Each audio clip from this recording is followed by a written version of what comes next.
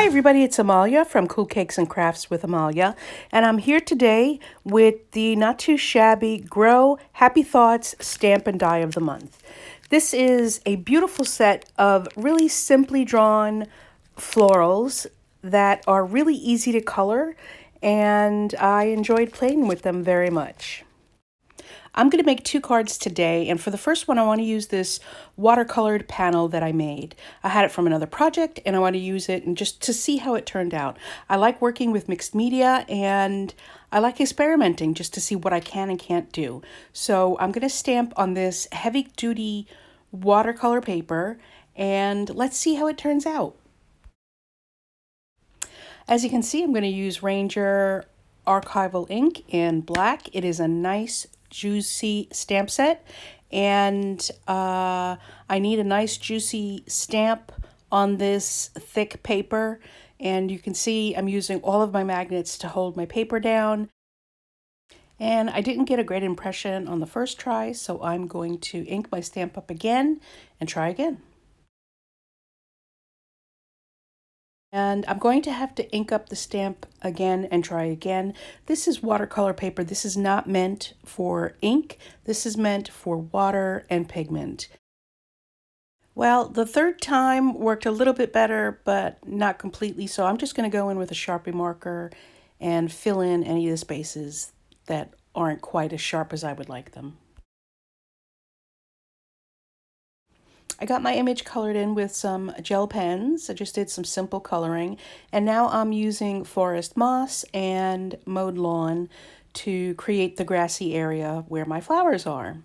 And as you can see from the test piece on the left-hand side, I tested it out first on some paper just to see if I could get the right color tone.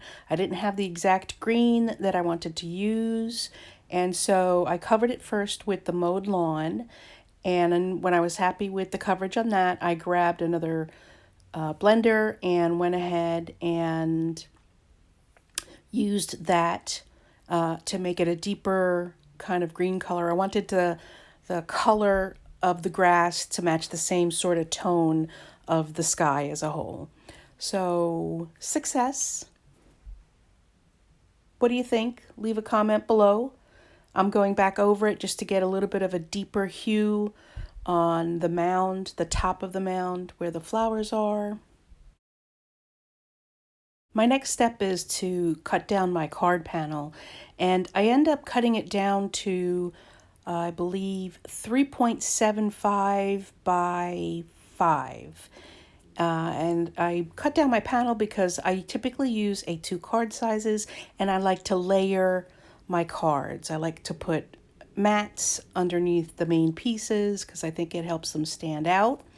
I have a second image here that I'm just going to use the dies that come with the stamp set, and I'm going to cut that out and make a separate card with that one. For the second card, I'm going to make banners, and this is how I cut my banners. I cut the bottom of the banner, and I cut from the corner to the top of the cut that I made in the middle of the banner, and then I turn it around and I cut the other side. So that's what I'm going to do with all three of these pieces. Again, I'm going to cut right in the middle of the cardstock. You can cut a low piece or you can go up high to make a sharper edge to the banner, or you can make a lower edge to the banner if you cut a little bit shorter. I would say I'm cutting about 1/2 to 3/4 of an inch high. And again, I'm just cutting from the corner to the center cut, then I turn it around and cut from the corner to the center cut, and it usually comes very clean and very even. I used the Not Too Shabby Shop Grow Happy Thoughts Stamp and Die of the Month for the month of April. These are my two cards. One is bright, shiny, happy, and the other one's a little bit more moody, let's say. Do you like the way this one came out? Do you like the technique that I used for ink blending? Leave a comment below and let me know. The pattern paper I used on these two cards is Spring Gingham from the Not Too Shabby Shop. I love this paper pad and it goes so nicely with this stamp set. If you're interested in purchasing any of the items that you've seen in this video, please take a look in the description bar below, and I'll leave a link and a code for 10% off so that you can make your purchase in the Not Too Shabby shop. Thanks so much for stopping by and watching this video, and bye everybody!